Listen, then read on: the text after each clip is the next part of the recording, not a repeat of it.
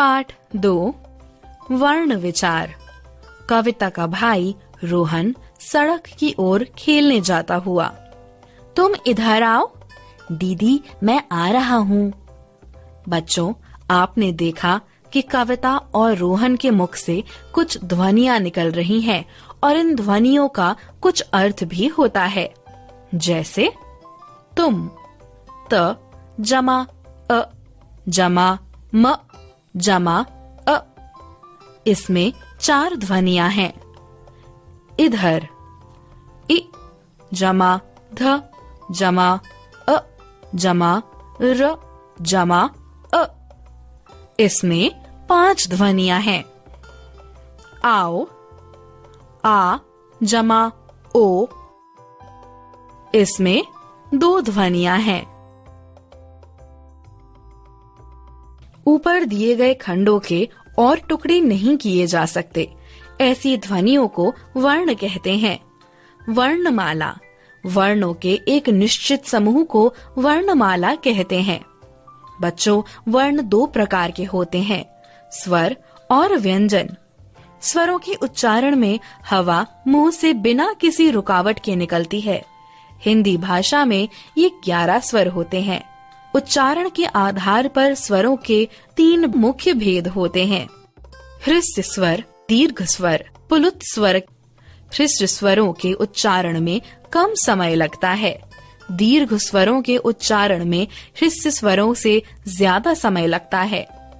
जिन स्वरों के उच्चारण में ह्रस्व स्वर से 3 गुना समय लगता है उसे पुलुत स्वर कहते हैं। अनुनासिक को चंद्र बिंदु भी कहते हैं। इसका उच्चारण नाक एवं मुंह से किया जाता है। अनुस्वार, इसके उच्चारण में हवा केवल नाक से बाहर आती है। इसका प्रयोग अपने से पूर्व वर्ण के ऊपर बिंदु के रूप में किया जाता है। विसर्ग, इसका प्रयोग व्यंजन के बाद किया जाता है। इसका उच्चारण ह जैसा होता है, जैसे नमः, प्रातः आदि। व्यंजन, जिन वर्णों को स्वरों की सहायता से लिखा या बोला जाता है उसे व्यंजन कहते हैं। इनकी संख्या 39 है। व्यंजन के 3 भेद होते हैं। स्पर्श व्यंजन, ऐसे व्यंजनों का उच्चारण कंठ, मूर्धा, दांत एवं ओष्ठ द्वारा किया जाता है। यह संख्या में 25 होते हैं। यह व्यंजन क से म तक होते हैं। अंतस्थ व्यंजन,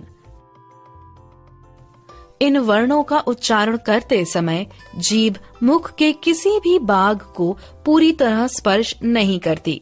श्वास की अंत गति होती है। यह संख्या में 4 होते हैं, जैसे य, र, ल, व। यह अंतस्थ व्यंजन है। ऊष्म व्यंजन, इन व्यंजनों के उच्चारण में वायु मुख के विभिन्न भागों से टकराकर ऊष्मा उत्पन्न करती है, अतः इन्हें ऊष्म व्यंजन कहते हैं।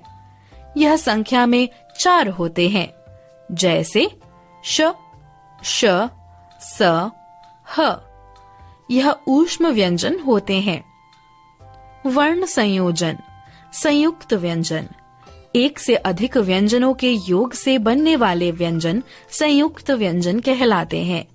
हिंदी में कुल 4 संयुक्त व्यंजन हैं। द्वित्व व्यंजन, जब एक ही व्यंजन 2 बार लिखा जाता है तो उसे द्वित्व व्यंजन कहते हैं। संयुक्ताक्षर, संयुक्ताक्षर 2 अलग व्यंजनों के मेल से बनता है। वर्ण विच्छेद, शब्दों में प्रयुक्त स्वर एवं व्यंजन को अलग अलग करके लिखना वर्ण विच्छेद कहलाता है।